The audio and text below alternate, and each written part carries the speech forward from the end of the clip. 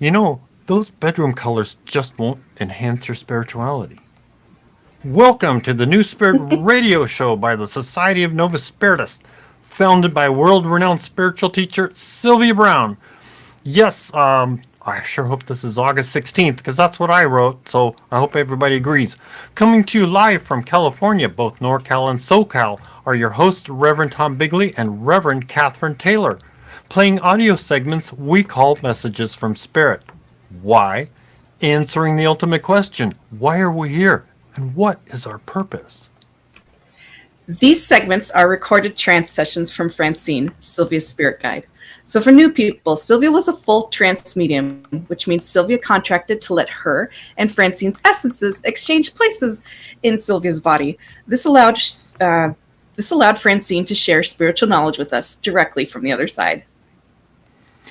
On occasion, another master teacher and healer, a guide named Rahim, would exchange with Sylvia and present us with spiritual information as well. Francine and Rahim shared directly from sources like the Akashic Records, Mother and Father God, our spirit guides, Christ, and many others. And meanwhile, during trance, Sylvia herself would sit on a nice bench in a rose garden on the other side. And here are our hosts, Reverend Catherine Taylor and Reverend Tom Bigley. Hello! Yeah, we're here. We got kicked off. So sorry. Yeah, we had Sorry for the wait, everyone. Technical issues, but hey, we're here. Yeah, we're here. We've got people in on the conference call listening in, so they got to hear us our distinguishing words while we tried to jump through hoops to get us back online. So that was a bonus for them. Real quick, and welcome. Glad everybody's here. Glad y'all made it. And let's do a quick announcements. Let's do our agenda. For new people, what we like to do is for our evening here, or whenever you're listening, we'll go through announcements. I'll talk about, we like to share, how did you use Novus Spiritus philosophy in the last week? And for those that have heard us before, start writing what did you use Novus philosophy for in the comments. So it's always fun to share and learn how this is helping people. Then we get into special prayers. We'll have a moment of silence. We'll be listening to the trance segments later. And then there's a meditation that follows. I'll talk about some closing notes, and then we have a special prayer ceremony called a Novena that everybody's welcome to participate in. I'll explain more about that when we get there. Then I follow with some appreciation, talk about appreciation, and then we conclude with a prayer by Sylvia. Fantastic. Now that you know what our secret agenda is, we'll try and not make this so. We love to light a candle, and by all means, if you're in a place that it's safe to do so, light a candle. It's only 83.5 degrees in my room at this moment, and I'm lighting a candle to warm it up. Let's see. Announcements. Quick announcements here. Do please share, promote, like, subscribe, and click on the bell. So you're notified when we're late. That's always helpful. And of course, when we get on here live. Appreciate donations that have come in and will continue to come in. You can always go to the website and post directly there if you like, or if you like to donate and get something. There's fun ways to do that, and I'll talk about that a little bit later. Let's see. The lady that's wanting to give away her late husband's Yamaha baby grand piano, she's still offering that up. So that's still available. Of course, you'll have to work out how to ship it to where you are. It's being stored in Little Rock, Arkansas right now. Let's see. Oh, please, during the Novena, as well as during our moment of silence. So I want to offer or ask that you also put out some special prayers for our Cardinal, Reverend Anita Mahan. She went into the hospital yesterday with some issues. I don't know the details at this time. However, we want to send prayers to her and the family. for a speedy recovery. She's just one of the nicest people. Yes. Yeah. And where? Oh. Next is, we like to share, because not just because we're nosy, but everybody gets to learn, how did you use Novus philosophy? So actually, I'm gonna what's the word, pirate this portion of the show and say you first, because I didn't Okay. write anything. No problem. No problem. So I've been on a tear this week of just different things. Been working really hard on my diet, getting that into a better place. I've been playing with crystals and energizing them the way that we were told to. So you leave your crystals and your stones out in the sun for you put them in salt water so that they go overnight, so it neutralizes anything that you don't need anymore. Yeah. And then you put it in the sunshine for the day, and it charges up really, really nice. And so I put amethyst. I recharged all my amethyst, and I put one amethyst in each room, and that's what Rahim recommended. It's just one amethyst, just one piece, and put them in each room. And that the amethyst is the strongest of all the stones. So I've done that. That was really nice. I also have a piece of amethyst in my car. Just a tiny little guy. And yeah, I've just been going through tons of tools, lots of reflection, and I've been feeling really, really good. And also, I've been working hard on getting exactly what the archives is going to look like, because we want to make sure that it's going to be able to scale if we get lots of subscribers later on down the road, or if it stays more of just like our regular listeners. I want it to, it's all sorts of different things, and so I'm excited. It's working on it. I swear to God, we're working on it. It's getting closer. Cool. It's getting closer. Yeah. So That'll be fun to share that way. Absolutely. Cool. And I recall something about with crystals. I recall something about if you one way to recognize they're working is they start adding fissures inside of them. Now, I don't know if that's what I recall hearing about them, but I don't even know if that's a natural, normal thing for them to continue to have, create fissures within them. The ones that have like the internal, I don't know what you call. Well, I call them fissures. The divisions or the cracks inside. Yeah, I'm not sure. I've always attributed that, and we've got one in the other room that watching it over time, it just adds a little more and a little more of the cracks within it. So interesting to watch. Really, really fascinating. I want to offer a piece of something that I learned the hard way. If you have an amethyst or any stone that you love especially, and it's got a really vibrant, dark, rich purple color, really only leave it out in the sun for a day, because I had left one of my favorite stones, which is the end of a bookend actually. So it was like a really, really big piece of amethyst, and it's very dark purple. And I'd left it in the sun like all summer, and then I went to check on it last year, and the side of it was bleached actually by the sun. And I looked it up. I was like, oh, that's a thing that happens. Okay, got it. So just want to let you know, just like keep it like only 1 hour or only 1 day for your recharge. So live and learn. Wow, that's entertaining. Watch this. Yeah. I'm going to turn. I'm frozen. That's not good. You are frozen. My camera Our streaming just site is just having troubles today. Not helping. Well, Our streaming site is just having troubles today. Oh, I see you now. Hey, okay. That's I don't know. Yeah, I'm not sure what that is. The little indicator on the camera went dark too, so it's like it's losing its connection somehow, and I'm not sure where that is. So, all right, well, we'll just keep entertained with All this. right, sounds good. Bye. Oh well, you can still hear me. That's fine. all that's important. Yes. Let's see. Okay, so next we've got special prayers. I'm going to try one thing here. Let's try and that's just not good. Well, at least it's got my picture. That's always helpful. Yeah, I see you just fine. Yeah. Let's just. Well, I turned up the we'll just fan move in right here, along. so and I'm hoping the fact that they don't fall off the ceiling. Sorry. All right, that's a fun picture to be frozen on. Good.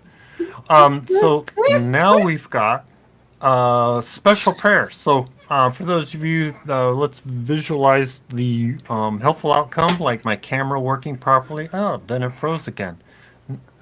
Oh well. It's Let's do Streamlabs. short. So I'm having trouble concentrating with this. it's okay. Let's take a moment. We're going to do special prayers. We'll ask for the archetypes, archangels to get out and help Mother God to get out and help and visualize what you think that outcome should be.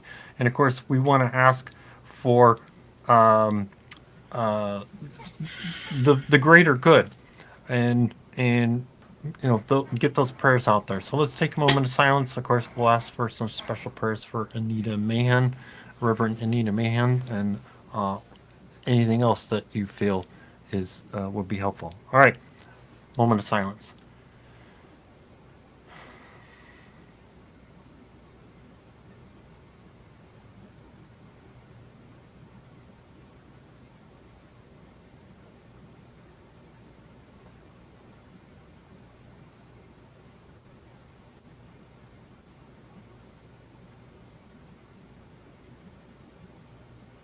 Amen. Amen. Let's see. And of course, if you want these, the comments are public. And if you want to make a private petition, you can always go to the website and find our prayer chain. You can post it there. And again, be the prayer. If you see a need, fill it. That is all right. I kept seeing notice something here too. Oh, there's some problem with your display. Sorry. Well, I got to read something from in here. Make sure the display port device you're connected to is supported by your PC. Select this message for more troubleshooting tips.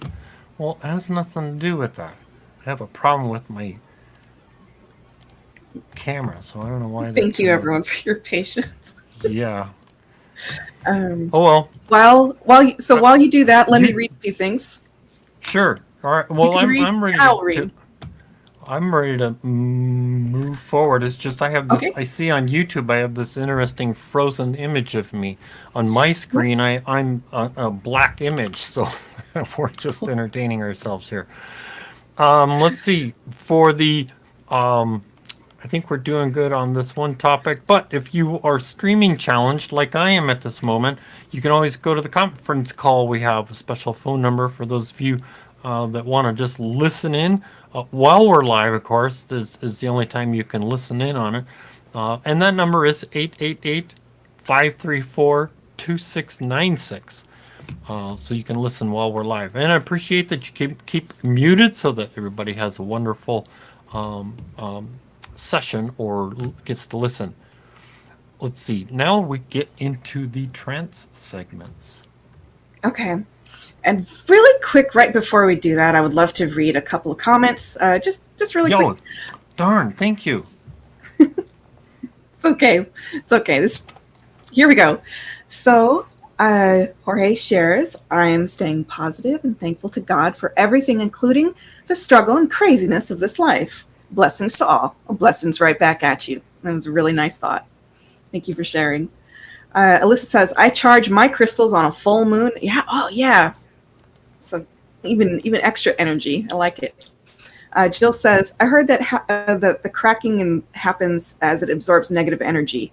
I'm not sure if it's true. Yeah, I remember that Sylvia had gone through a time period that was really where she had gotten a lot of negativity thrown in her direction. And one of her favorite amethysts, apparently it cracked during that time period. And Francine had said she attributed it to the amethyst was absorbing it instead of having it go all towards Sylvia. So Interesting things that we hear about crystals.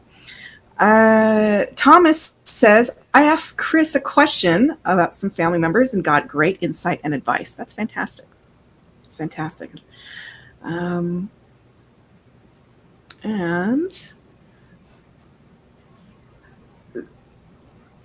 then I'm looking over on the Facebook side of things. And Gibson says, I put my amethyst in a bowl of water for 3 hours in sunlight only. Yeah, that's lovely too. That's lovely too. So thank you everybody so much. Oh, Naomi shares one really sweet comment. She says, I'm also getting answers to some questions that I was pondering beforehand from this amazing program. Really glad that you're getting that. It's just makes me intensely happy. She says, thank you, Catherine and Tom. Great minds think alike. Right back at you, sister. Hi. All right.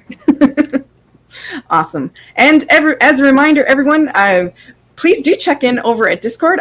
Throughout the week, I post thoughts about things that I'm listening to in advance, as well as like sometimes from trances that are like years in the future that they're not gonna get to anytime soon.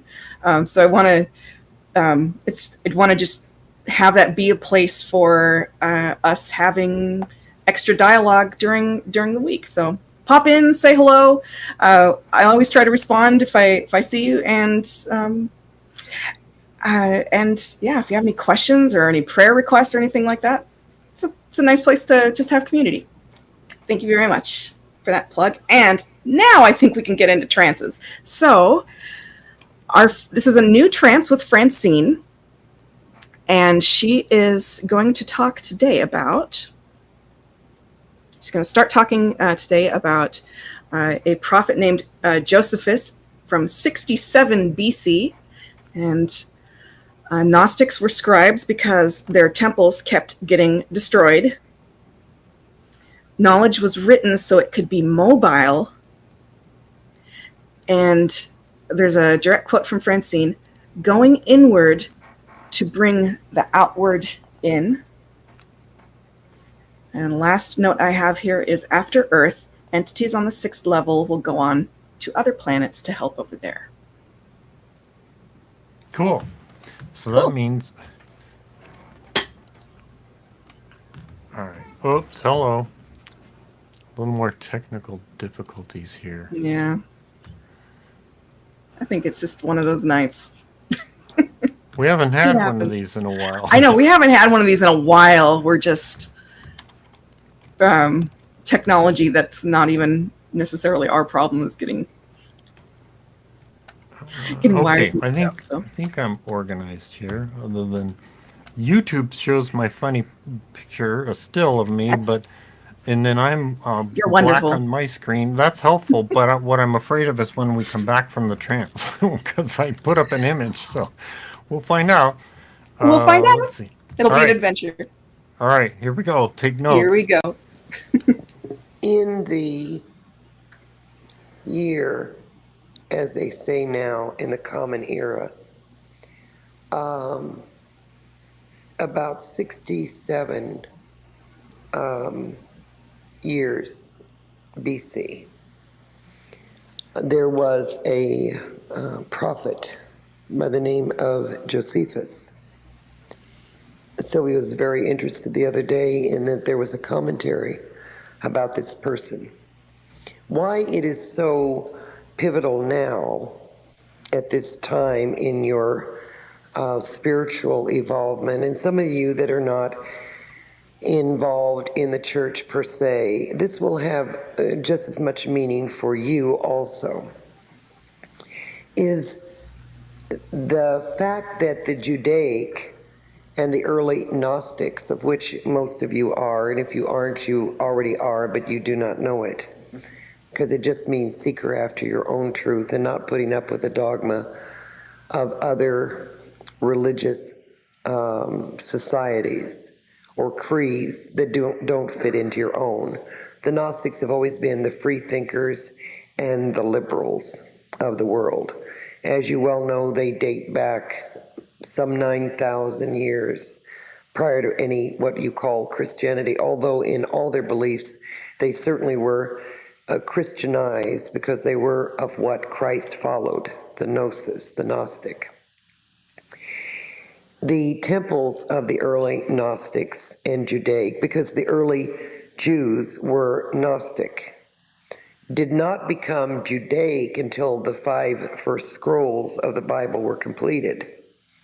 But prior to this, they were all Gnosis or Gnostic. The reason why they were so convinced and concerned about their written word and their scribes is because their churches and temples kept getting destroyed. They were the first ones that believed or were smart enough to know that the written word, more than even oral tradition, was something that they could keep as their temple. Thereby could be carried from country to country, city to city, without being destroyed, because it really resonated within the heart of each man. You see, if it's oral tradition, you must be within a group to hear it. And if it's written, you can carry it with you. So the most sacred text that the Gnostic, the early Christian, had was their philosophy of belief that was written down. Even then, once it was read, and some parts of it in the olden times were memorized, not necessarily did they ever need to read it again, nor did they need to go to a service so much as they needed to gather and go over the material that they had learned. And that's where this movement is going, as you well know. It's going inward to bring the outward in. And that's where your scribes, your ongoing beliefs will continue. Because eventually people will come from everywhere to gain your knowledge. Because it is a biblical text, what we've given you that has come from centuries ago. Not only just what was known even in early Egyptian times, because the Gnostics settled in Egypt, in Babylonia, Samaria, and even prior to that, Atlantean Lemuria, and knew very much about the healing abilities and also cell memory. Even then, prior to many lifetimes coming in, because people have come into lifetimes from thousands and thousands of years back, is that there still was the morphic resonance and the behavioral attitudes that people had to get rid of, even by just coming into a body. Even from the very first time that you ever reincarnated. Even though you will notice that the more spiritual you get, you will be aware of people who are reincarnated for the first time, even though you will not see many of those around anymore because we're coming to the end of things. Not right away, but this millennium is ending. This schematic is ending within 75 to 80 years. But nevertheless, you will notice that you will be or feel, not egotistically, more advanced in your behavior, in your spirituality, in your morality innately than the person who is in for, let's say, 5 or 6 times. But let's say you were to even encounter someone who's on a first life, which would be quite rare, but it could happen. Even then, the whole cell memory of the behavioral mechanism should be released. And that by doing that is talking to the cells, by actually asking the cells to release anything, even from the very point of birth. Because birth, and for a soul to come even into a human body for the first time, is probably one of the most sorrowful and the most traumatic things that any soul will ever do. That's why so many, I would venture to say millions of souls, will not venture to come into a life, because it is not only the most devastating, but the most harrowing and the most horrifying things that most entities will not venture into. And that's why it's without any question and before God that I think Sylvia and I and Rahim have said to you that you are the bravest of braves. Anyone who pictures themselves or even thinks about themselves or actually does it. You see, so many entities stand back on the other side and watch and experience with you, but they don't gain the same amount of spiritual, acumen, spiritual involvement as those of us that have lived a life. And those that have lived a life, if they do not choose to live other lives, are then relegated to, they choose this. No one relegates us to anything. I should say a self-relegation to being a spirit guide, a protectorate, constantly on the move of in and outgoing souls. Now, some of you and most of you that are on your last life are graduated to the point of doing the most spiritual of all 6th level duties, and that is helping in and outgoing souls. You could very well say to me, well, if this schematic is ended, then our jobs will be deleted. In other words, you have a term called, we will downsize you. No, we will not. What will happen is many, many, many souls, millions and millions of souls, will choose to go to another planet. And then there has to be a lot of counseling and a lot of activity as far as their chart is concerned, conferring with counsel, which for some of you that are not aware, there is a council that sits in almost a U-shaped table, very, very learned, very spiritual, master teachers, white brotherhood. They do not sit in judgment. They sit as an advisory board to we that are guides, to those of you that are on the other side when you come back. You will usually many times be presented or present yourself to counsel for information, for help in designing your chart, because it's a very intricate process. But it doesn't mean that you will be deleted, because the ongoing schematic of other areas and going to other planetary systems will continue. Some of you will choose not to do that. Some of you will choose to go on and research continuously, do art, music, medical research, esoteric research. And if not being in life, then you will probably be one of the teachers or helpers that helps infuse this to the people that are living lives.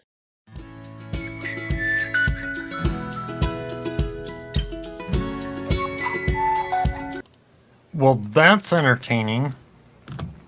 See, I'm here, but I'm not here. Okay, well, I'll keep my speeches to a minimum, but oh well. Oh no, it's okay. We can hear you. We love your voice, love your wisdom. So don't be distracted. Well, see, I was so challenged. I want to hear yours because I don't have much to add to that. Sure. And comments from people too. What is this? How is this useful to you? What is this? How do you think this is going to benefit you here in the future? Alyssa says, I see Tom is playing magic tricks. Nice. That's good. It's okay. Yeah, please, if anyone who's listening has some thoughts or has questions, please take some time and say something now.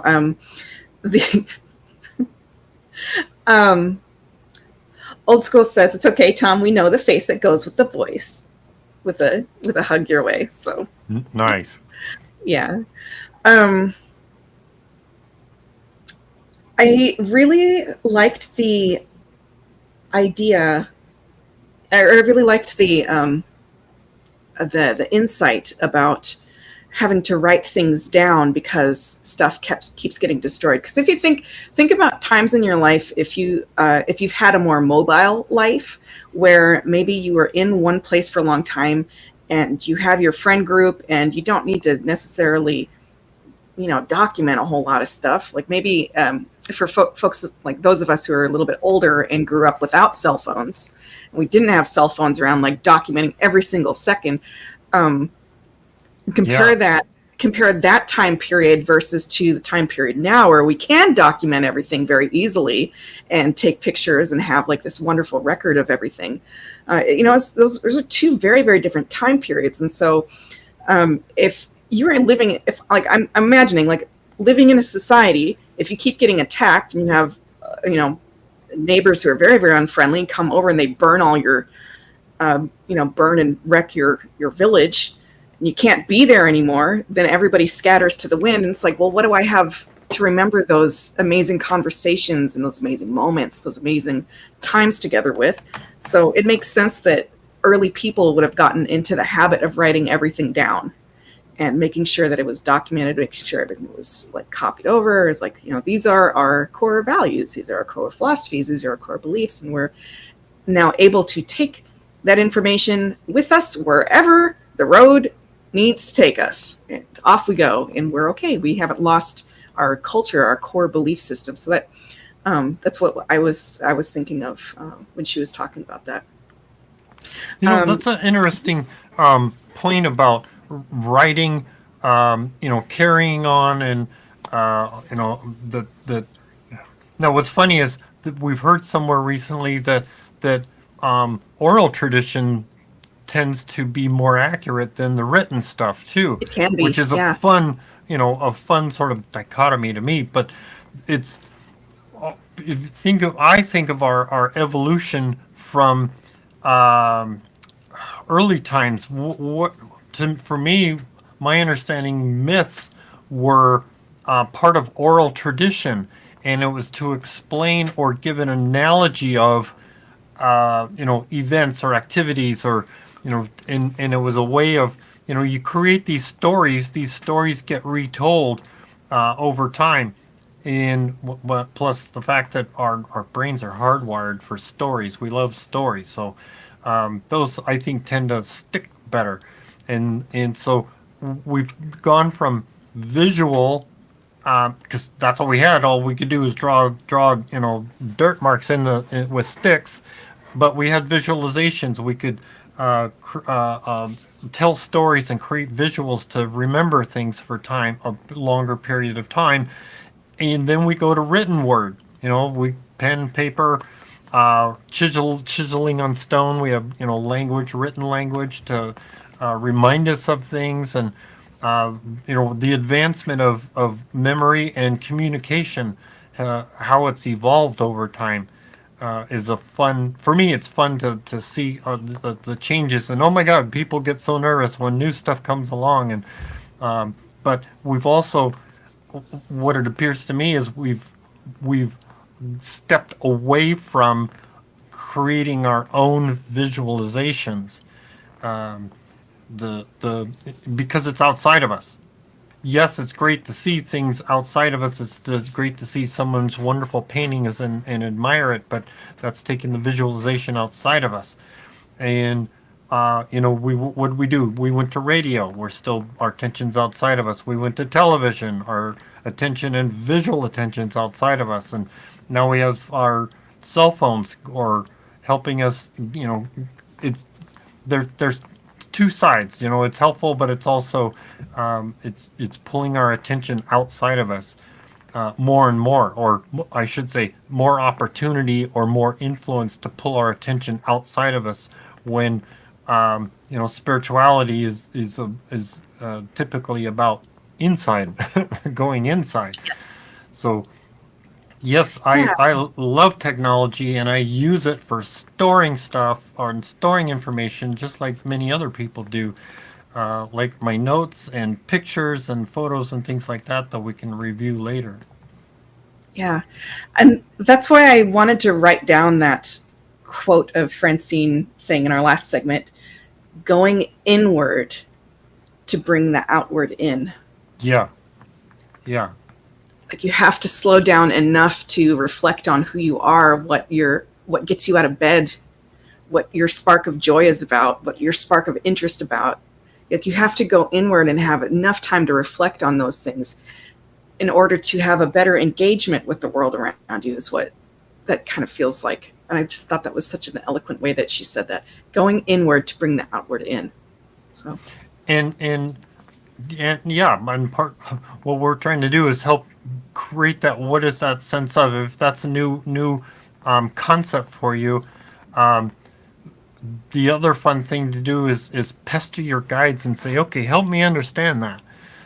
What is it to me? I mean, if I had first heard that tonight, I'd think of that as the word wholesome to me has little meaning, because it's an odd word, but for many people it talks about the quality of an item, or that it's good, but me it's like I hate the word because it's, anyway, that's just my personal thing. And so similar concept of, okay, I don't quite understand what do you mean, because it does have that duality of going inward to get what's out to bring it in, kind of thing. I'm going to ponder on it some more and hope to get some a fun anecdote or analogy to go with that. But pester your spirit guide and say, help me understand that. What does that mean to, and of course, re-listen to what you just said too. Absolutely. Alyssa says, same, Tom. Don't really like that word either. It does, wholesome does kind of have like this, it's like, what exactly does that mean? It's a little bit exclusionary. I don't know.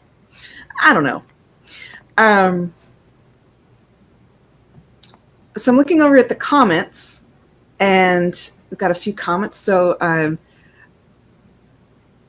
the Library of Alexandria is an example. Jorge brings up, like just said, Library of Alexandria and the Dogon tribe. So I want to give some commentary about both of those things that he just brought up.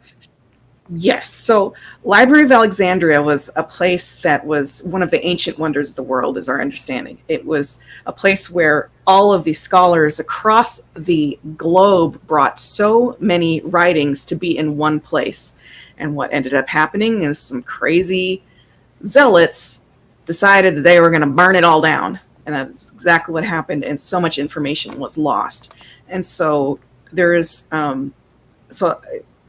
a lot of the ancient peoples like have reverberating trauma from that moment, remembering what it was like to like lose all that information. And so people started making sure that there was copies, and Gnostics specifically, because there were so many scribes had included like, okay, let's try to make copies and keep things mobile, not have all of the information localized. We'll make sure knowledge is able to be moved in different places, so that if something horrible happens, it's not going to turn into a Library of Alexandria incident. Now, the second thing Jorge mentioned, the Dogon tribe is a tribe in Africa of people who are very, very, very, very tall. And what we were told, what we know about the Dogon tribe is that they have an oral tradition where, even though they're on the wrong side of the continent, they said that they were descendants from, and they could draw the constellation of where Sirius, the dog star, is located. They could draw the constellation even though they're on the wrong side of the world, to know where the neighboring constellations are. Yeah. Right. Be able to see it clearly. So like, this is where we're from. And so that was preserved through oral tradition. So there are definitely incidences where oral tradition is very, very pure, and there's other incidences where cultures have kept things very, very pure with their writing. So it's interesting dichotomies for sure. Yeah, appreciate you sharing that. That makes for fun. Mm-hmm. And Jorge threw out one more thing, and I'll give him credit. I'll give him a shout out for, you were just on fire, sir. And he said the phrase, follow your bliss. Follow your bliss is from Joseph Campbell, who's a marvelous, marvelous, marvelous thinker, who we've heard a lot about in the past. And it's the idea that I've spent a lot of time meditating on that. And the more time that I spend with it, the more spiritual it kind of sounds, and more helpful and wise wisdom I think is associated with it, because whenever I'm thinking about, gosh, how do I get out of this rut? And how do I get out of a particularly pernicious rut? Like just like those moments that just feel like you are in the middle of a desert period. It is awful. Everything is just, you cannot get out of bed. But inside of you, there's still something that's a spark. There's still something that sparks your interest, even if it's a phone call from a loved one. It could be your pet coming over to say hello. There's still always things that can spark you. And if you follow that and see where it leads you, just for the day or just for the hour or for the next 10 minutes, that suddenly has become a doorway where that spark turns into a candle. That candle turns into a bright flashlight, turns into a fireplace, and now it turns into your home being lit, and that you are starting to get restoration. So I think there's great wisdom in following your bliss. Yeah, also because opportunity doesn't knock on your door. Right? I recently heard a fun, what do you call it? A fun pep thing in a text. It was, opportunity doesn't knock. Oh, darn it. Okay, give me a second here, because I want to find it, because it's, where'd it go? I gotta say it the right way. Really?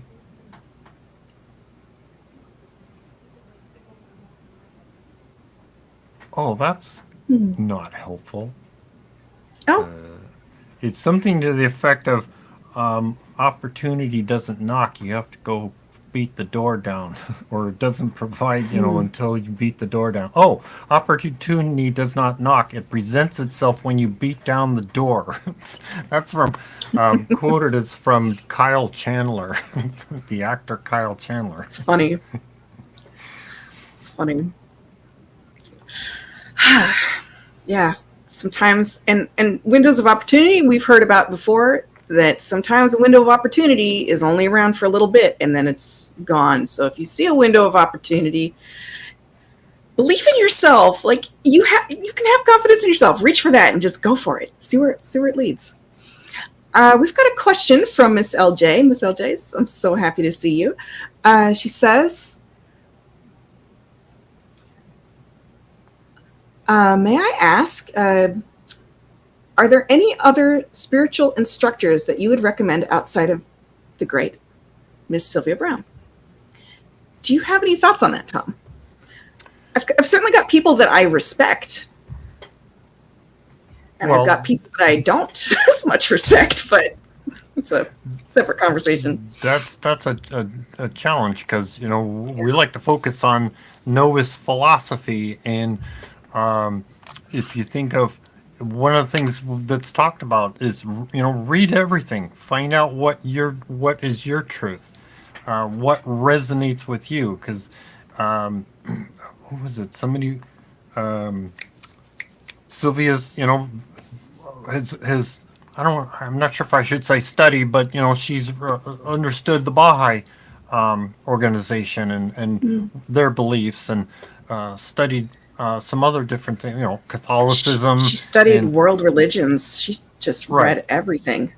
A lot of variety of things. A lot of things, yeah. Yes, and I also, read some other things, but you got to find, something that connects with you, and be seeking for, what book is going to jump out of off the bookshelf at you, and hit you on the noggin if it's sitting up at eye level. So that's the kind of thing of, Sylvia liked, Joseph Campbell, and, of recent people, Joseph Campbell. She liked, who was the sleeping psychic?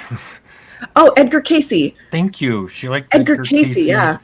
And, fabulous shout outs from Francine. So, just a fun variety of things.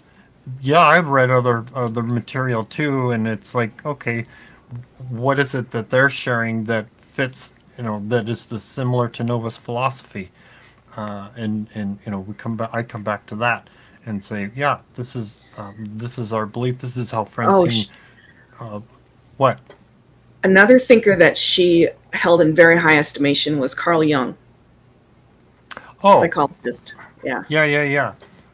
Because of in which I think that dramatically that may have helped her come up with her mind theory.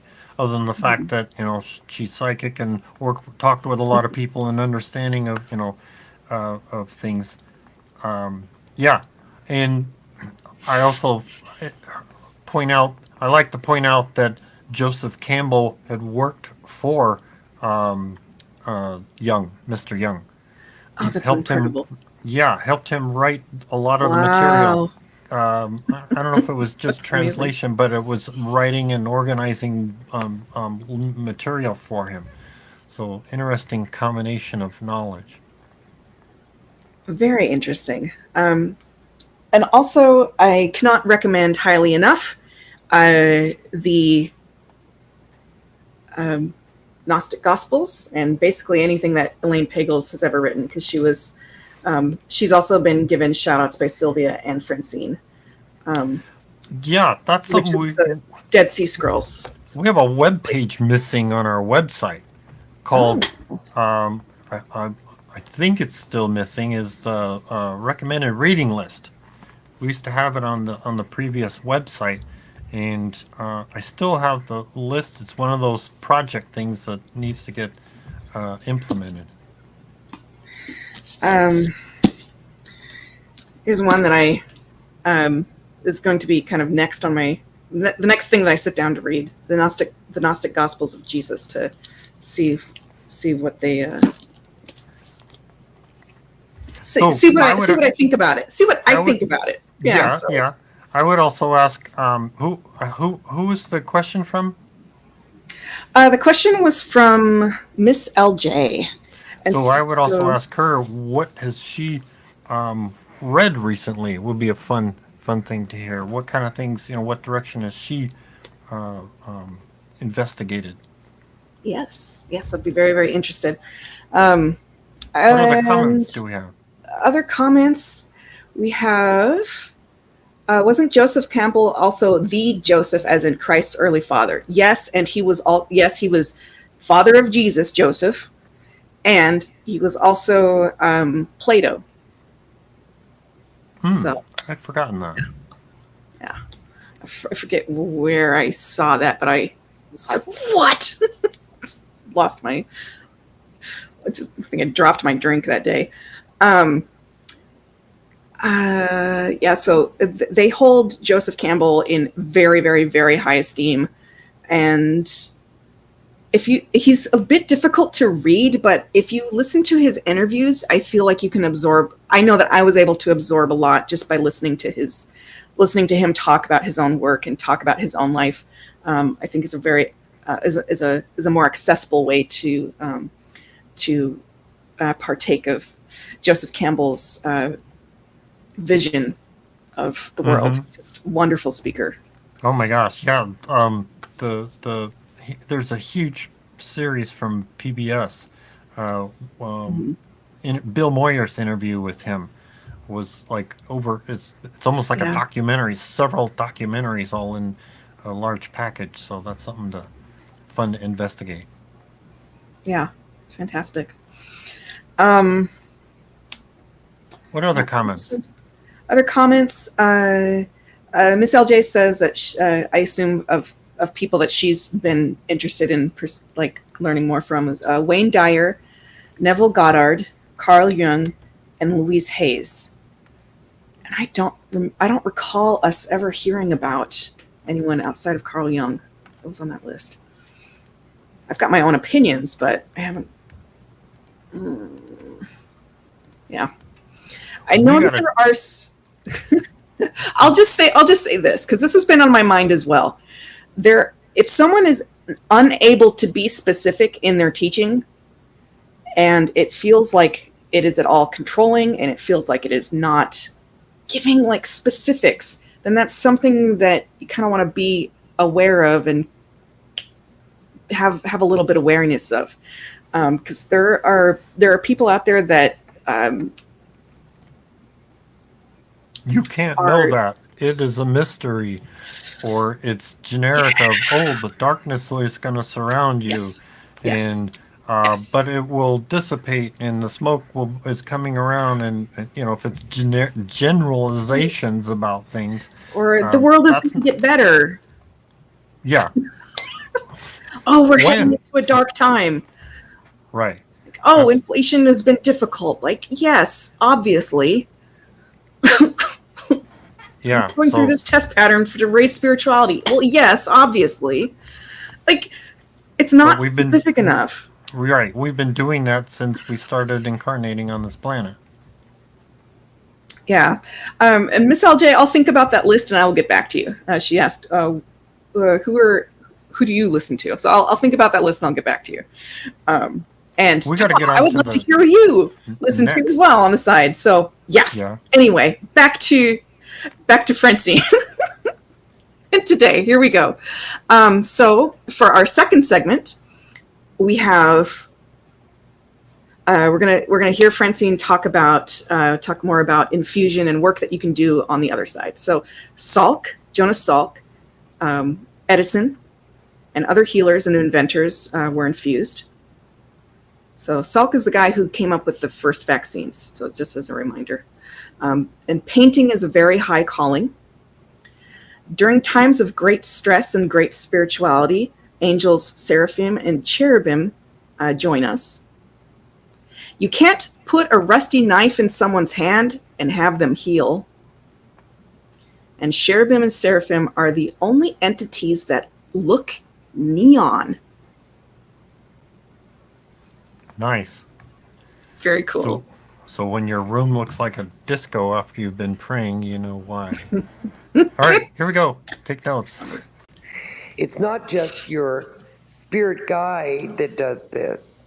It is also a great number of entities that at any given time will come by and implant. I often, because this is someone, there's been millions through history, but this is someone that most of you in your lifetime will be aware of, is Dr. Salk.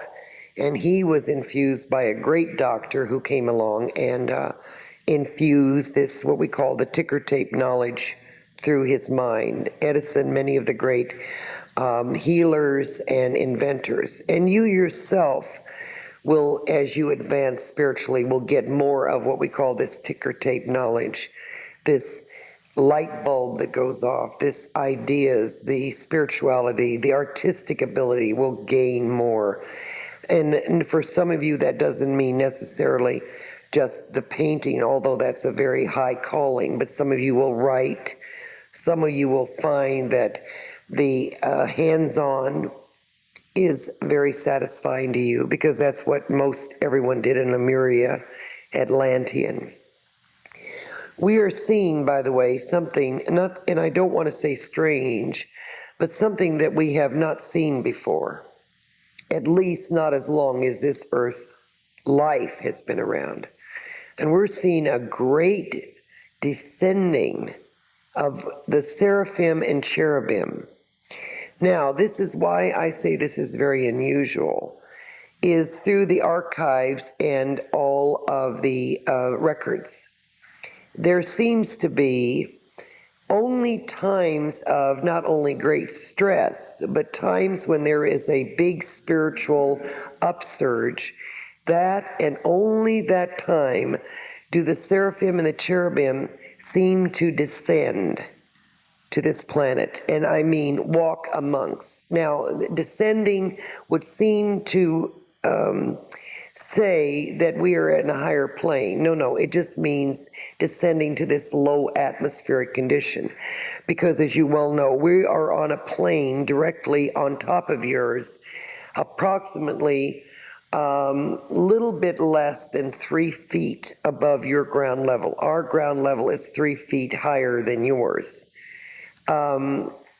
We have the same topography than you do, except our land mass stretches a little bit farther than yours does. We have the same oceans, the same Rocky Mountains, the same islands. Everything is the same.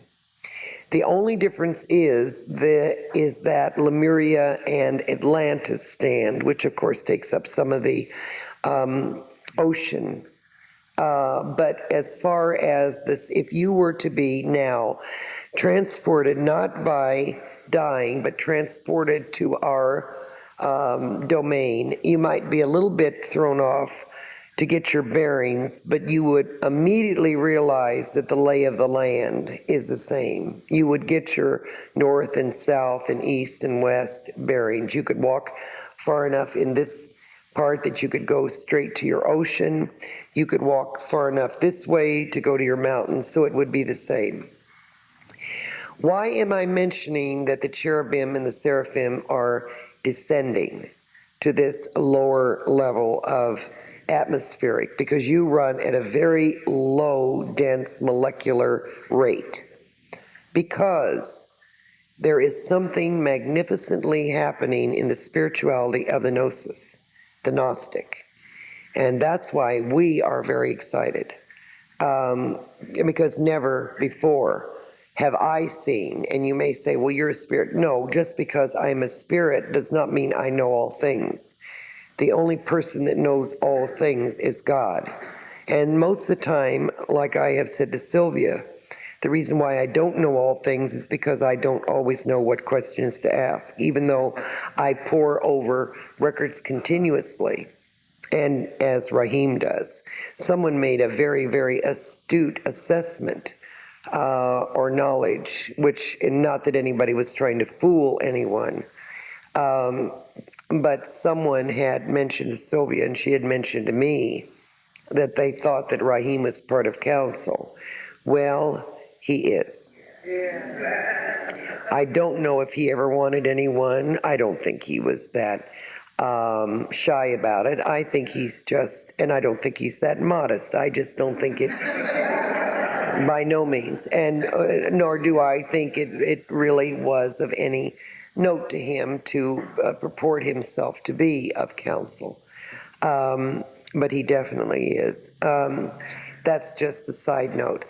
But I've talked to many of the master teachers in council, and it's not because anything is being hidden from me or anyone else.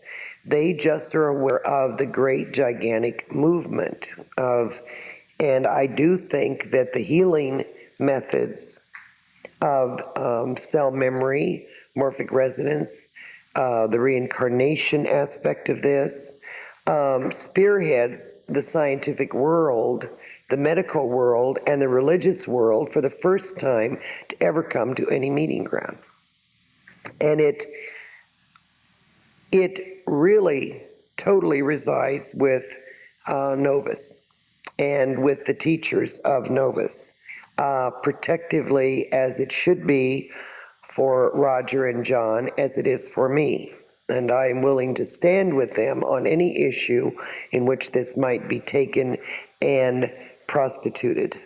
It cannot be. We are never have been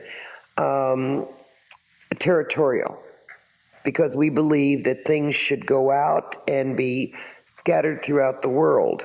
But that would be the same as saying everyone I talk to should be a surgeon and everyone goes out and becomes a surgeon. No, there are only some practitioners that are allowed to do this, those who have studied, who have researched. You can't put a rusty knife in someone's hand and have them heal. It can't be possible. And only those that want to become the cell memory healers. And I think that's why the cherubim and seraphim have decided to descend, is because they have formed this protective link. We were very amazed to see when they did descend, and I will tell you the exact hour and day. It was on her birthday at 5 o'clock, your time on your earth time, and that's when they began to converge. Everyone on the other side, and everyone, you must realize, is going about their business. Everyone stopped, as you have a term, slang, which we find very amusing, dead in their tracks. And I guess that would be appropriate for us, though, and watch this tremendous light show, because the seraphim and cherubim are the only entities we know only way I can liken it to is neon or phosphorescent. They are literally seem to be a glow unto themselves. They seem to glow from inside outward, and they are very, very luminescent.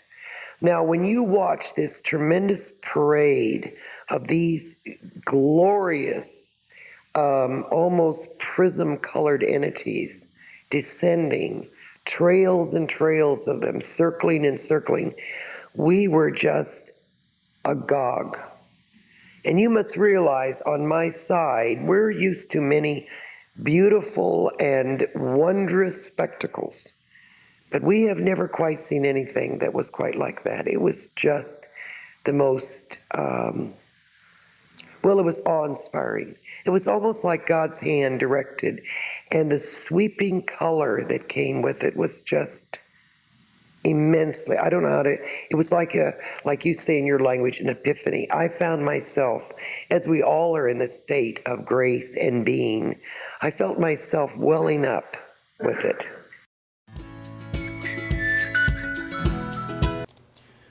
And it's interesting because we've heard that colors on the other side are alive, and if something like that, of being in physical form and how do you say, acclimated to this physical life, we would be overwhelmed to witness colors on the other side, and to add to that, they're overwhelmed by that spectacular display. It makes me like, oh my God, the level of wonderment and what's the right word? It's that next level above. When you get to the other side, it takes a lot to, I think, it seems like, to be overwhelmed or emotional about things. And so you can imagine, for me, it's like a challenge to think about, well, if we're overwhelmed from here and they're overwhelmed over there, oh my God, just think of the amount of energy that is. Oops, let's try this. Okay, now you There can we talk. go. Cool. Can't see you, can't hear me. It's great to. It's a great day. Goodness gracious. It always something that struck me as I was listening to that. It really gets me listening to Francine try to describe something that moves her, because it's not the same as when Rahim is talking. When Rahim is talking about something just incredible, he has a different reaction. But Francine she just has this way of speaking about something that makes it feel like I'm getting close to having some sort of encounter with it as well. And I really want to just give her credit for how she tries to struggle sometimes with finding the right words, like she described. Right. She described Asna one time as epiphany, or how do you describe epiphany? It's just, well, for us, has this amazing right words, poet. Yeah. Trying to find something that's relative to us to express, and it's kind of like they continue to try and explain to us that there's no time over there, yet we're time bound. It's always fun to hear what they're trying to explain, give us a clue what the experience.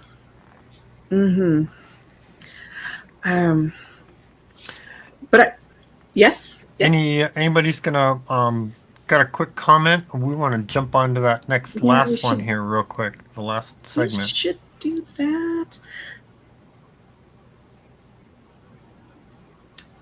I think that we are doing pretty good for comments. Alyssa has a comment of saying, I hate being time bound. Yes, I hate being time bound. I hate being not being able to see all the colors, because you can kind of see them in your mind's eye when they talk about some of these colors. Like like, oh, a person who's glowing fluorescent and luminous from the inside that seems neon. Like, you can kind of visualize that in your mind, and then you compare that to the visual of just seeing everyday people are like, man, man, I feel like I'm missing out. Yeah. So yeah, that's a drag, but at least we're all here together to experience these conversations together, and that is what I'm extremely grateful for. So let's head into our last segment for today. Francine is going to, here's a quote, direct quote from Francine. She says, harmonic convergence? We don't know what that means. And she says, Cherubim and Seraphim, more about them. Gnostics aren't warring unless someone brings war to the temple or tries to steal from the temple. And the combination of self-glorification and wrong motive makes Francine nervous, understandably. Got it. Here we go. Take notes. Here we go. Yes. As you are aware, there was a nice party for Sylvia Friday, 2 days ago. To me, that was one of the more magic moments because it seemed as though Something converged. Yes, it seemed as Well, they have a very strange thing. They call it, I think, in the New Age, the harmonic convergence, which we don't know what that means. But if there was any such a thing as a convergence, that was it. I definitely felt the grace. Well, you've got to realize, too, that was the greatest group of Gnostics that have been able to come together at any time for a long time, and the ones also coming in. So, and with the advent of the changes that are so magnificent, they were really... Now, I also said to council, do they intend to ascend again? And no, council said to me that they did not see them ascending. They saw them in the state of descent, circling and being around. So something magnificent is going on within the file and ranks. Yes. Well, maybe you could find out for me that it seems like that as we progress in cell memory and our abilities to get knowledge, as we're ready for that knowledge, it seems like we're ready to make that step into that dimensional causation where we can actually utilize that energy from your side. Absolutely. Is this relevant to that dissension that they say? Well, oh, I'm sure that there's every reason in the world, because if you notice, and certainly this is no discrepancy to you or to John, but notice how much your classes are becoming elevated. Mm-hmm. So I think that was probably one of the pivots that drew in. Yeah, because it seems like in the classes we've certainly ascended to a level in the humoral sense of cellular communication. The next step would be logically, of course, that absolutely, to the other side. Absolutely. And I think what you're getting now is you're getting master teachers. Now, the phylum of Seraphim and Cherubim Seraphim are the highest, are really for protection, but they also seem to move. And as you well know, they all look alike. They're not so individualistic, but please don't let that throw you off, because they really are made specifically by God to be perfect in their entirety.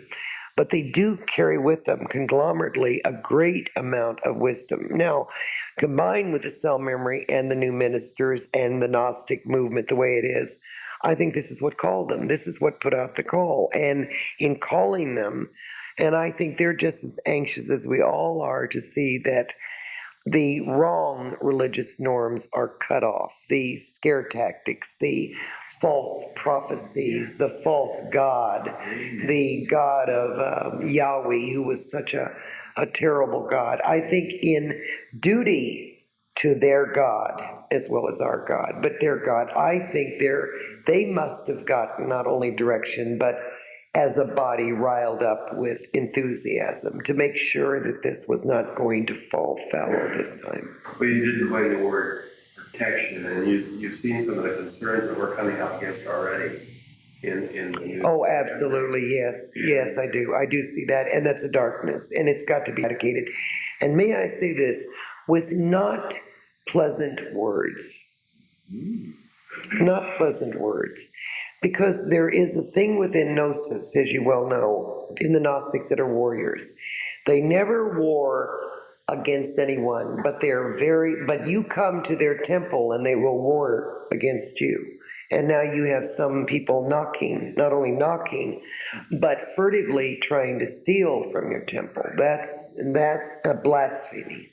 Well, and certainly it seems to me that if people get out there before they're ready to get out there, it's going to really... And it all has to do with motive, doesn't it? It's all motive. And for the glorification, you see, the glorification of oneself will come anyway. But whom we are speaking of is for glorification of self, and that makes me very nervous. Of course, glorification of self should be there automatically. We have never been not for throwing beautiful rosebuds and all goodness towards someone who deserves it, but we see the motive, and then we become nervous. Yes? I wanted to ask about the coming down of the Cherubim and the Seraphim. But they didn't take on physical form, or they gonna stay in the... Oh, no, they can't take on physical form. Okay, so they're gonna work kind of like Edison does. Yeah. There's no, and maybe I should explain that more. There is no such a thing as a phylum of angel coming into human form. The phylums stay perfect to their own species. Angels do not take on perfect or human form. The angels are the lower phylum. Please don't discredit them, though. It's just by way of definition. And the cherubim and the seraphim are, of course, the ones we always call them, as well as the archetypes, the soldiers of God. And archetypes are around you all the time. They cannot take on a human body. No, they're special phylums. But what we're so amazed at is we have never seen the seraphim or cherubim ever descend to this level of the world, so to speak. Not that they aren't on their own level, but they don't descend that 3 feet, which is a giant jump, to your level, to walk on your ground level with you. Yes. Can we speak to that? Oh, absolutely. Absolutely. Each one of them has a marvelous intelligence, and I don't want you to think of them as cut-out paper dolls that are all lined up, but they're identical in looks, they're identical in size, like the archetypes are. A little bit more darker in coloring. As you know, the archetypes are always very blonde, tall, all look alike. But more than the archetypes, and I don't want to give you the impression that the archetypes are mindless, but the seraphim, the cherubim are thinking entities. They are very individual in their thought processes, in their intelligence, in their ability to communicate, in their ability to protect. Yeah, so they're definitely the higher phylum of creation. Yes. What may we call on them to do with them for us? Protection, for infusion, to have, and for yourself to be open. You see, I think the interesting thing to note about human beings is once, especially evolved human beings, even if they do not believe, even by the fact of hearing some sacred words or sacred texts as we're giving out today, they pull it to them. Even the thought, if there could be such a thing as cherubim or seraphim, brings them to you. So it really doesn't matter whether there's a belief system or not. They come anyway. Of course, the belief system makes it stronger for them to get through to you. But it just means that evil is not going to have as much chance to invade as it used to do because of them descending. And I think that's because so many times the Gnostic movement has failed and fallen fallow. And this time I think they're just as adamant about it not. So that's why they've descended. Yes. So do they bring that sense of optimism there? And the sense of euphoria. And connected. Yes. And they just circled and circled and twined and they are now. They're all around in this room now. See, I could always go and speak to them or talk to them. And it isn't that we're elitist or hierarchy of any kind. It's just very much like saying certain people live in certain parts of the quadrants. And they always seem to be very much circling the quadrants. Now, for some of you that don't know, this earth is separated on our side by different quadrants. And the only reason why we do that is because it's relegated to what people love. In other words, there's certain quadrants for animal husbandry or gardening. There's certain quadrants for research. There's certain quadrants for in and outgoing souls counseling. But there's a quadrant for the cherubim and seraphim.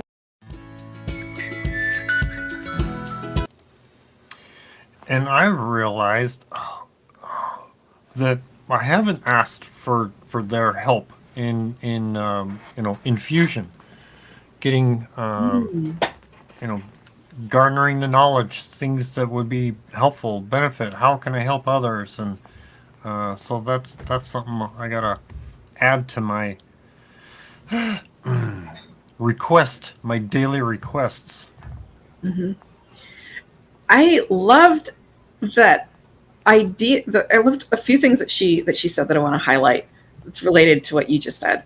So the first one I thought was really interesting is just thinking about them. You don't have to believe in them. Just like thinking about the concept or idea of Seraphim and Cherubim will summon them, apparently. Mm-hmm. That's really, really interesting. I remember reading in the Book of Angels when Sylvia first published it, that in the research trances that it said like cherubim and seraphim don't come unless they're called. So they tend to just stay on the other side. And so I took that to be like, well, okay, then I'm just not going to call them very often. They're busy. They're singing music. That's fine. Right. Yeah. It's fine. But I recalled. I don't know. I don't know. The last couple of, I want to say like sometime this year, I started asking for more angels and more types of angels more often. Mm-hmm. And I decided that I was going to include cherubim and seraphim because it said like, it's not that you shouldn't call them. It's just that you have to. And I've just been noticing that whenever they cross my mind, it does feel almost instant. It's like it might just be like a 0.5% feeling of betterment, but I just like, there's just something like even just thinking about them. I haven't even finished the thought, and it just feels like there's this sense of release and relief and calm that settles over me. So I wanted to share that because I thought that was super fascinating. It was a moment of kind of personal validation hearing that. Another thing that I wanted to highlight is that Francine said that people are not supposed to be territorial about knowledge and territorial about Gnosticism. I thought that was really interesting to hear. And it's just further reinforcement that a good teacher should have a book that's open and Mm-hmm. that isn't exclusionary and isn't saying like, oh, well, you follow so-and-so, well, you can't be like, Right. none of that. Like a good teacher, because we were talking about that before our last segment. I think a good teacher should always be have books that are open and isn't getting territorial about knowledge. And what do we talk about for Novus philosophy? What's the best way?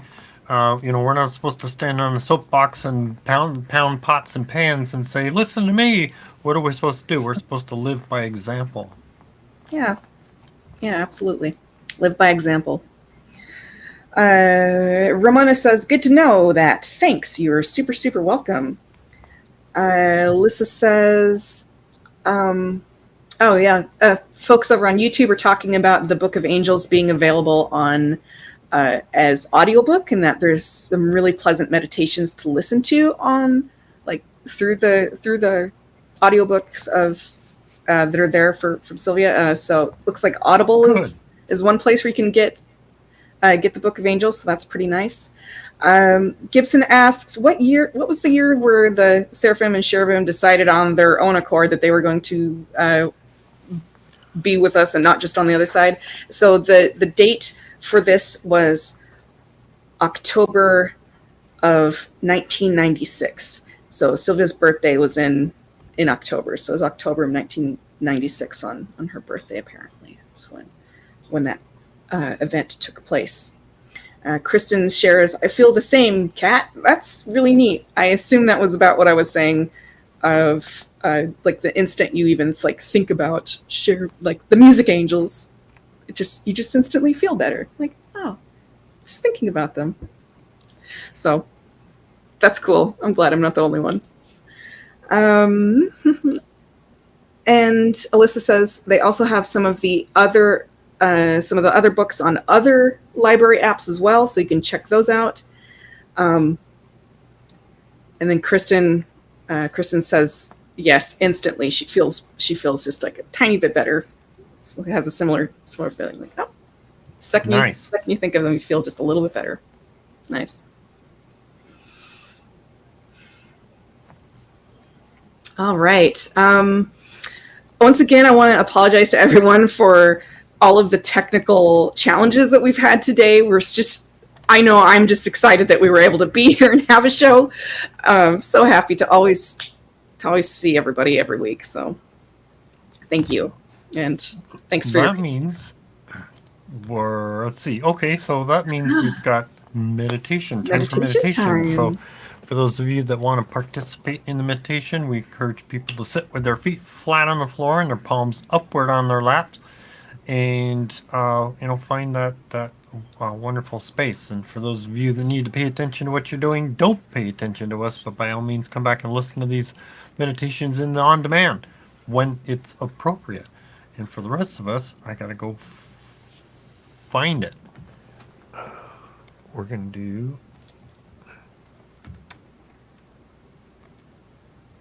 here we go. All right, enjoy. Find a nice place to sit upright with your feet flat on the floor and your hands upward on your lap. Palms up. Now take 3 deep breaths to start relaxing the mind and body.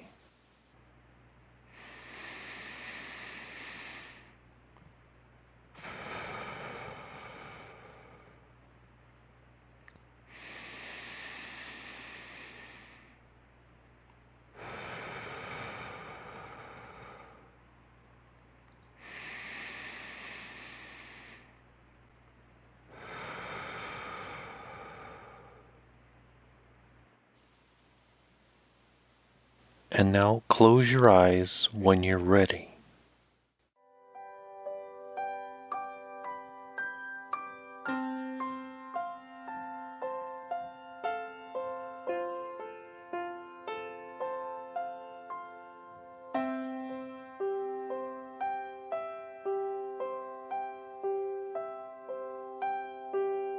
This is called the Rainbow Forest. Breathe deeply and relax. Feel the quiet peace. All of a sudden, you see yourself standing upon the meadow floor, coming upon a beautiful glade of trees standing in the sunlight. As you approach the trees, the green leafy boughs seem to part to let you in. As you go, feel the sunlight filtering through the trees, casting now the green shadows on every part of your body. Feel the quiet peace. You can hear a few birds in the distance. You can smell the greenery and the earth.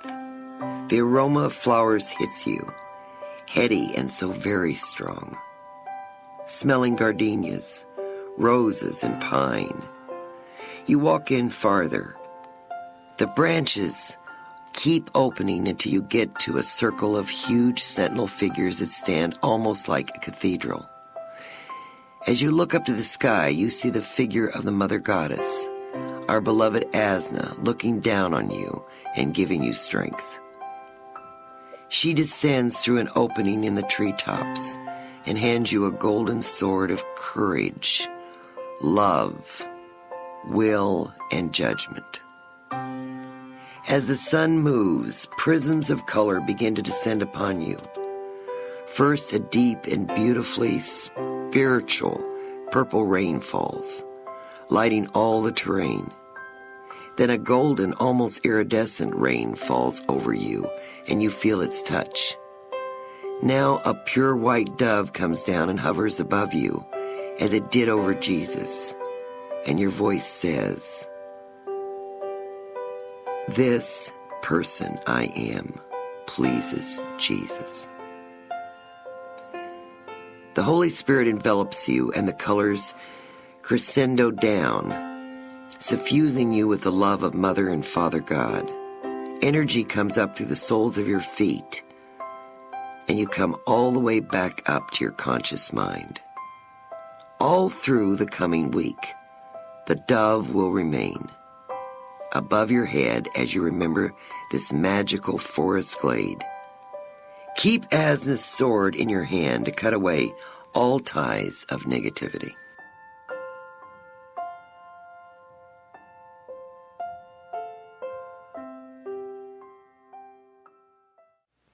And now, on the count of 3, bring yourself all the way up. 1, 2, 3. Find a... I went Beautiful.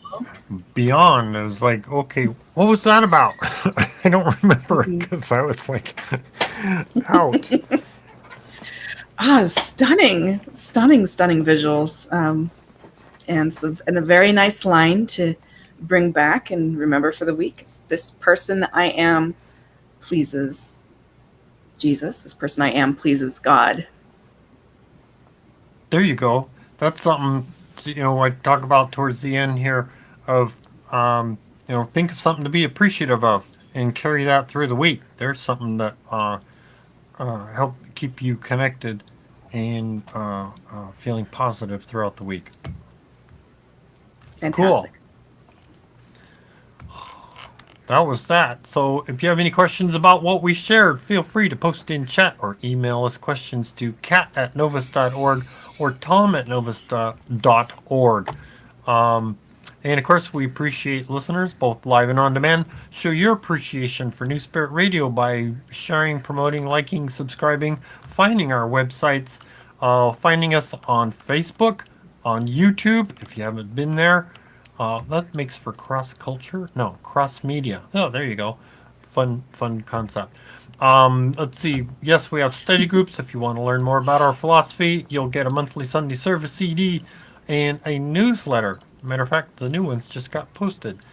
And Sunday services, I guess we're in the middle of the month now. So yes, there will be another Sunday service coming up on Facebook or YouTube and YouTube.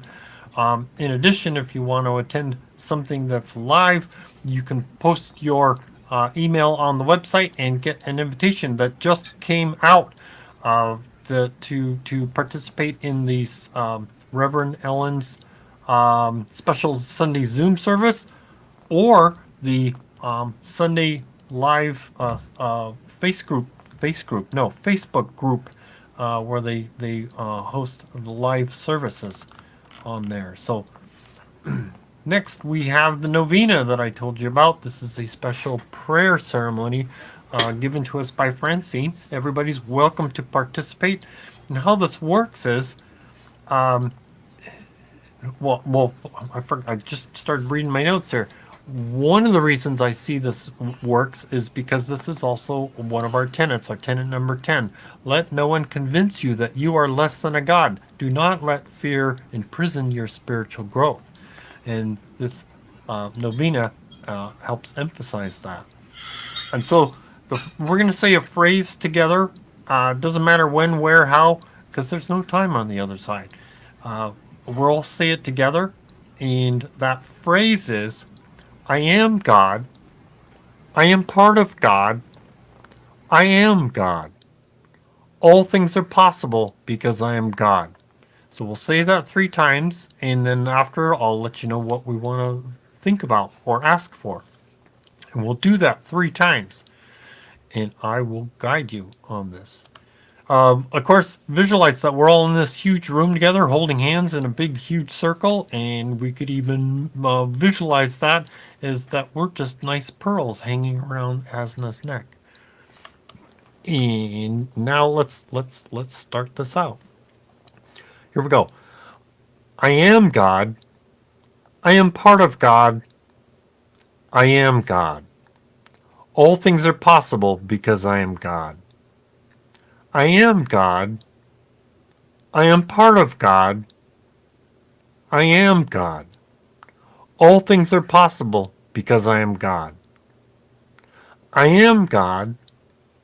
I am part of God. I am God. All things are possible because I am God.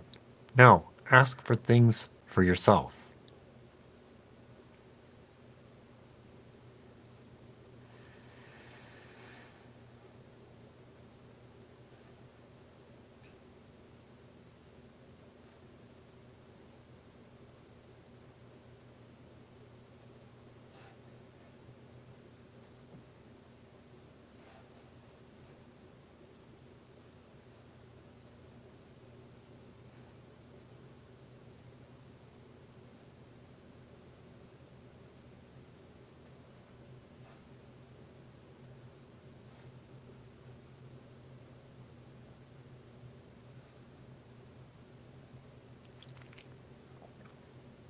Okay, here we go. I am God. I am part of God. I am God. All things are possible because I am God. I am God. I am part of God. I am God. All things are possible because I am God. I am God. I am part of God. I am God. All things are possible because I am God. Now, ask for things for others.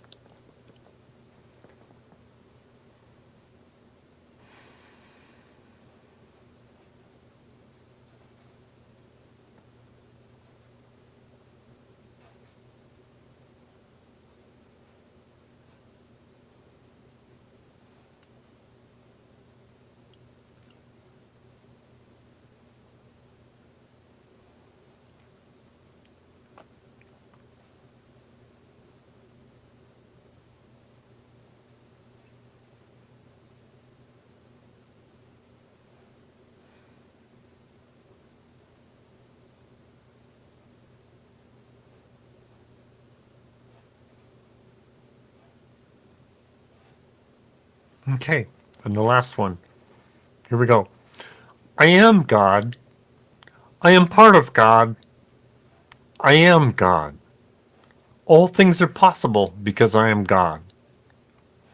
I am God. I am part of God. I am God. All things are possible because I am God. I am God. I am part of God. I am God. All things are possible because I am God. Now, picture our light going out like a beacon for others seeking this spiritual knowledge. And of course, think of something to be appreciative of for the week. For example, what we learned from the recent trance here. That's something that's going to help carry and keep you in a positive state of mind for the rest of the week.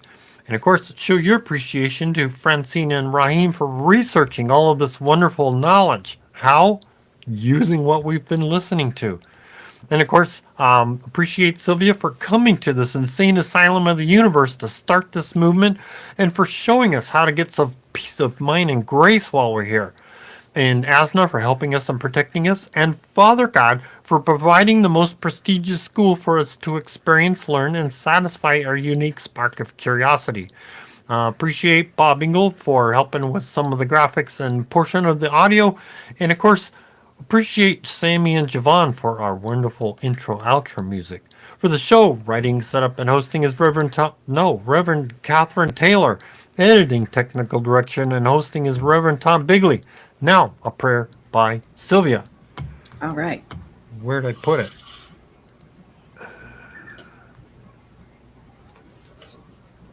Really? Okay, let's try that. Cool. Prayer by Sylvia. Spirituality prayer. Dearest Mother and Father God, I ask for the mantle of Mother God to descend upon me and open my heart to the truth and the knowledge of Gnosis.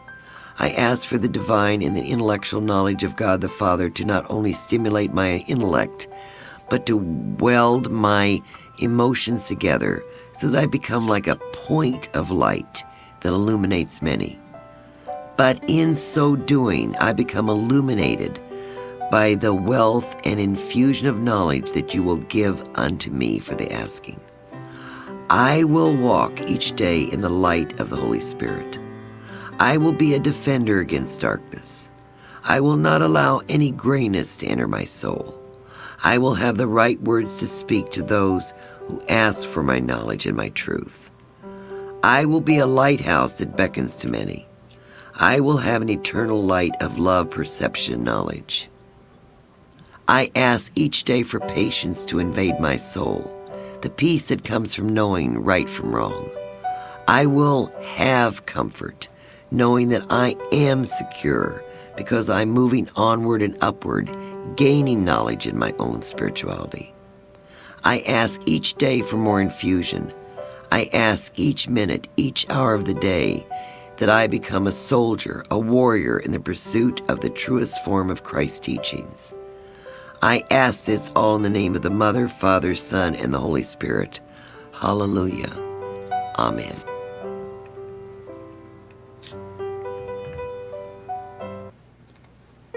And Kat's gonna tell us, besides the fact that I'm blowing out the candle.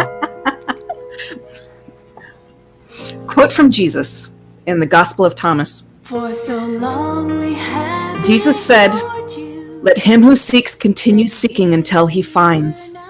And when he finds, he will become troubled. And when he becomes troubled, he will be astonished, and he will rule over all things." We love you very much. Thank you for sticking with us tonight. Good night. You've shed your tears for all the pain we bear. Oh, Asna, how we love you. Place no one above you. Always thinking of you. Bless your name. You are Mother God. You've planted every blade of grass, creator of the stars. And when I'm feeling down and out, you mend my broken heart. So now I sing this song of thanks because of who you are. Oh, Asna, how we love you. Place no one above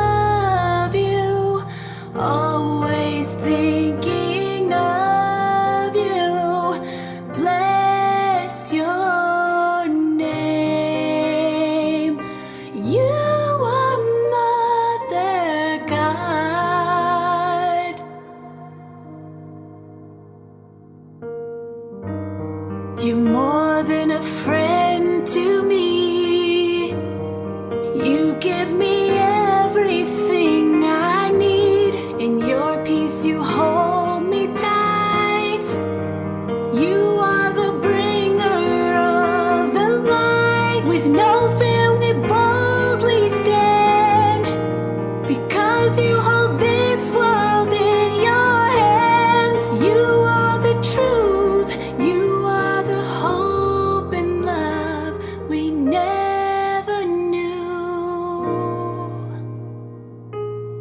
Oh, Asna, how we love you.